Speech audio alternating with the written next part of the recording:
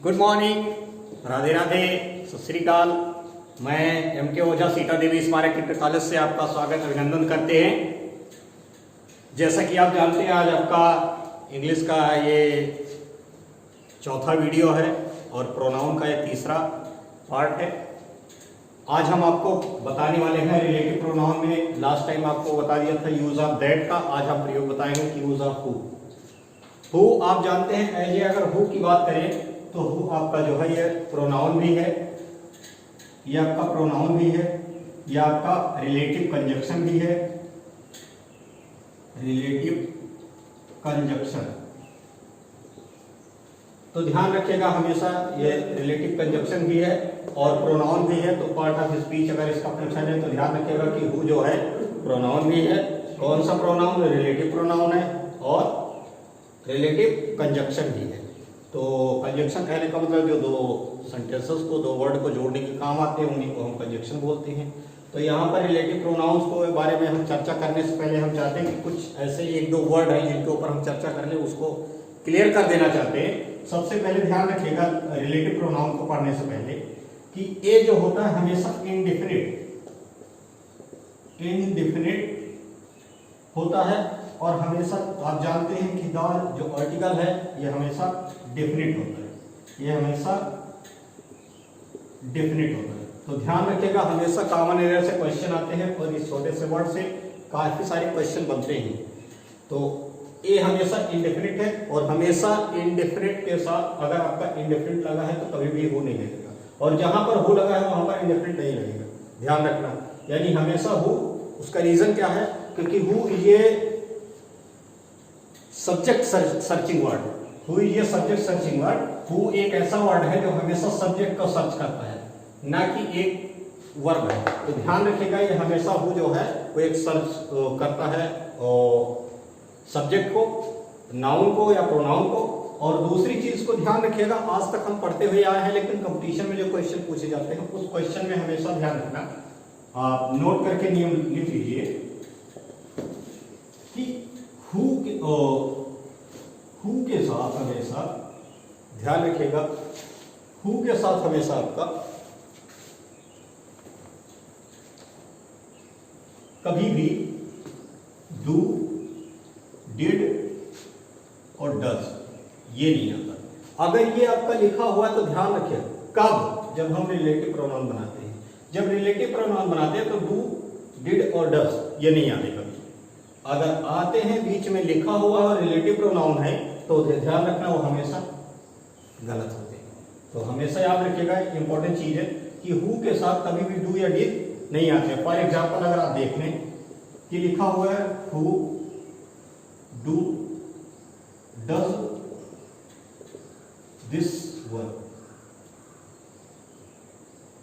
Who do complete this work. अब यहां पर कभी भी ध्यान रखिएगा ये ऐसा नहीं होगा। दूसरा एग्जांपल इसके साथ और देख लें कि हु डज लिव हियर। इस तरीके के क्वेश्चन आते हैं। अगर आपका इस तरीके से क्वेश्चन आते हैं तो ध्यान रखिएगा, कभी भी अगर यहां पर डज लगा है, यहां पर डज लगा है तो कभी भी, क्योंकि ये सिमिलर होता है हमेशा सब्जेक्ट सर्चिंग प्रोनाउन वर्ड है, सब्जेक्ट सर्चिंग वर्ड है, इसलिए हमेशा ये सिंगुलर होता है। तो इसके साथ हमेशा कभी ध्यान, ये इंट्रोगेटिव नहीं होते, ध्यान रखना, ये इंट्रोगेटिव नहीं होते। और इंट्रोगेटिव नहीं होते इसलिए इसके साथ जो है हमेशा क्या होता है, सेम जैसे हम बनाते हैं कि डू या डज नहीं आता है, डिड नहीं आता, तो वर्ब की कौन सी फॉर्म? या तो वर्ब नॉर्मल, जो नॉर्मल आपका सेंटेंस होता है, नॉर्मल जो उसका यूज होता है, टेंसेस होते हैं, उसी टेंसेस के अनुसार हमेशा उसमें वर्ब लगती है। तो यहाँ पर हमेशा क्या हो जाएगा, अब यहाँ लिव है तो लिव क्या हो जाएगा, लिव्स हियर। इसे क्लियर? ये आपका क्लियर हो चुका है। एक बार फिर से ध्यान रखिए कि हु के साथ डू, डिड और डज नहीं आते। अगर आते हैं तो वो आपका कॉमन एरर में गलत होता है। दूसरा चीज, हु के साथ अगर डू या डिड लगा हुआ है, हु के साथ आता क्या है, एक सब्जेक्ट सर्चिंग वर्ड है, इसलिए हमेशा क्या करता है, अपने साथ ये नॉर्मल सब्जेक्ट के रूप में बिहेव करता है। और कभी भी ये कंप्लीट्स या लिव्स इस तरीके से या ऐसे कह सकते हैं, who वांटेड द की, इस तरीके से अगर इसमें डिड लगा देते तो क्वेश्चन आपका गलत हो जाता। कंपटीशन के बेस पे मैं बता रहा हूं आपको, अलग आपको, हालांकि स्कूलों में टेंस एक अलग तरीके से पढ़ाए जाते हैं, लेकिन जब भी आपका आएगा इस तरीके से तो ध्यान रखिएगा कि हु के साथ ऐसी नॉर्मल यूज किए जाते हैं, ये हमेशा इंट्रोगेटिव नहीं है। Is that clear?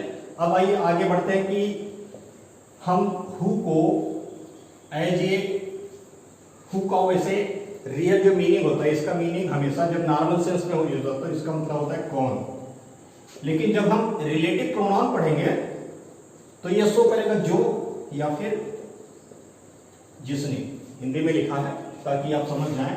तो हु का नॉर्मल सेंस में हमेशा कौन, लेकिन जब रिलेटिव प्रोनाउन में यूज होगा तो जो या फिर जिसने। आइए एक एग्जांपल लेते हैं और उसके बाद समझ में आ जाएगा आपके। You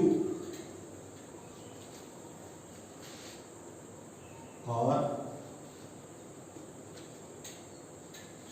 a boy, he has won the match। ये आपका एग्जाम्पल है।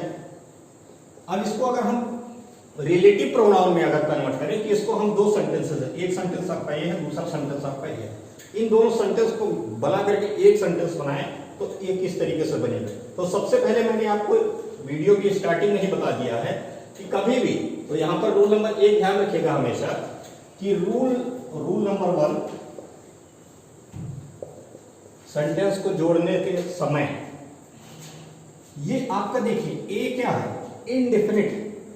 कौन सा वर्ड है? इनडेफिनिट है। और ये बात किसकी कर रहा है? यू आर अ बॉय, तुम एक लड़के हो, एक से निर्धारित नहीं होता, ये कह रहा तुम वही लड़के हो जिसने ये मैच जीता है।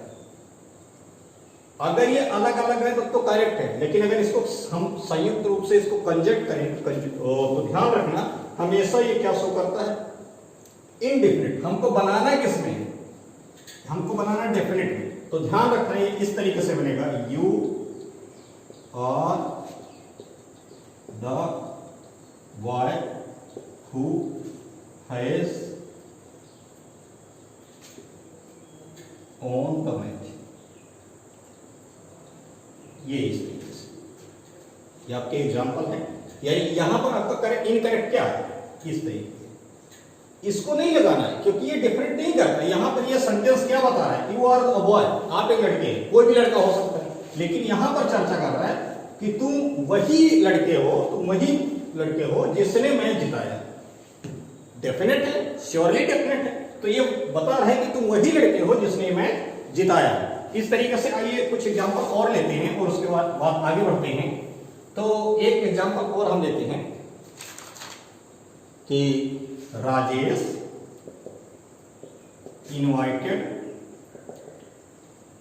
Raju, he was a famous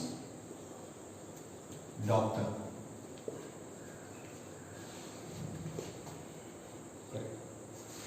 he was a famous doctor.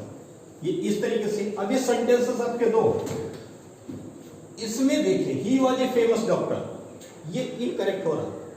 और यहां पर देखिए राजेश इनवाइट्स राजू और he was a famous doctor. तो इस तरीके से यहां पर देखिए ये है नहीं, तो सिंपल सी बात है, राजेश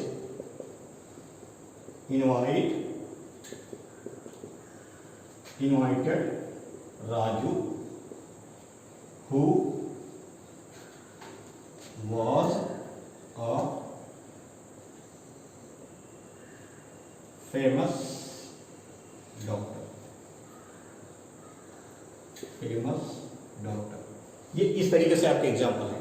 आइए देखते हैं, दो चीजें इसमें और हैं जिसके ऊपर आपको चर्चा करनी है कि कभी भी रूल नंबर 3 ध्यान रखिएगा, कभी भी अगर आपका जो रिलेटिव प्रोनाउन यूज करने वाले हैं और वहां पर सेंटेंसेस अगर स्टार्ट हो जाता है आपका द से, वहां पर सेंटेंसेस आपका स्टार्ट हो जाता है द से। राहुल कॉल्ड अगर राहुल कॉल्ड अगर I feel is I feel is good at dancing. यहां पर अगर इस सेंटेंस को ध्यान रखना, कभी भी अगर आ जाए I feel, we feel, you feel, इस तरीके से, और ध्यान रखिएगा यहां पर रहो तो कभी भी ध्यान रखिएगा इसके बाद जो हमेशा ये हेल्पिंग वर्ब यूज होगा, ये हेल्पिंग वर्ब देखिए या मेन वर्ब जो यूज होगा हमेशा वो फर्स्ट वाले के अनुसार यूज होगा। रूल नंबर देखिएगा, ये रूल नंबर दूसरा है कि कभी भी अगर आपका आई फील दो सेंटेंसेस को जोड़ करके आपको बनाना है, क्या बनाना है, रिलेटिव प्रोनाउन में कन्वर्ट करना है, रिलेटिव प्रोनाउन इसमें यूज करना है, तो ध्यान रखिएगा रूल नंबर 2 क्या कहता है कि अगर आई फील यानी हु के जस्ट बाद अगर I feel, we feel, you feel अगर आ जाता है तो उसमें जो हेल्पिंग वर्ब यूज होगा, वो किसके अकॉर्डिंग यूज होगा, फर्स्ट वाले लाइन के सब्जेक्ट के अकॉर्डिंग यूज होगा। तो यहां पर कभी भी एम नहीं होगा, यहां पर कभी भी जो है प्लूरल वर्ब नहीं होगा, और यहां पर कभी भी प्लूरल नहीं होगा। ध्यान रखिएगा हमेशा, यानी इज किसके अनुसार यूज किया गया, ये गलत नहीं है, ये करेक्ट है, क्योंकि ये राहुल के अनुसार यूज किया गया। ये रूल नंबर दूसरा समझ में आया। आइए रूल नंबर तीसरे की बात करते हैं। रूल नंबर तीसरे की बात करते हैं कि अगर आपका हु है और हु के थर्ड रूल, मान लीजिए कि उसने लिखा the girl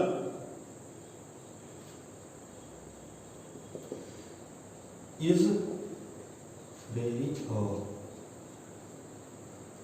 girl called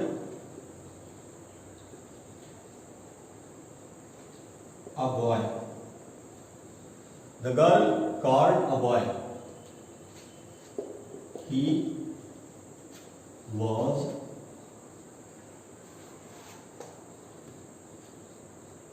busy. इस तरीके से। अब यहां ध्यान रखिएगा, कभी भी अगर आपका फर्स्ट सेंटेंस, इसमें हमें बनाना क्या है, रिलेटिव प्रोनाउन। क्या बनाना है, रिलेटिव प्रोनाउन। तो रिलेटिव प्रोनाउन इसमें हमें यूज करना है, और रिलेटिव प्रोनाउन यूज करके क्या करना है, इसको busy in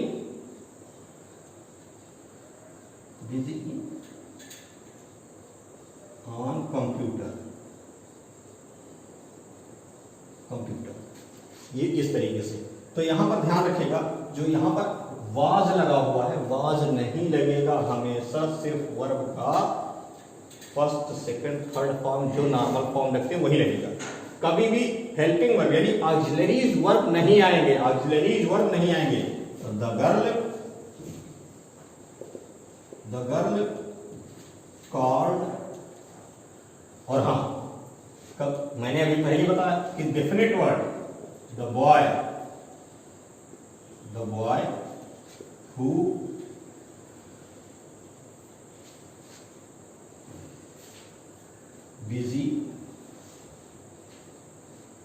who was busy on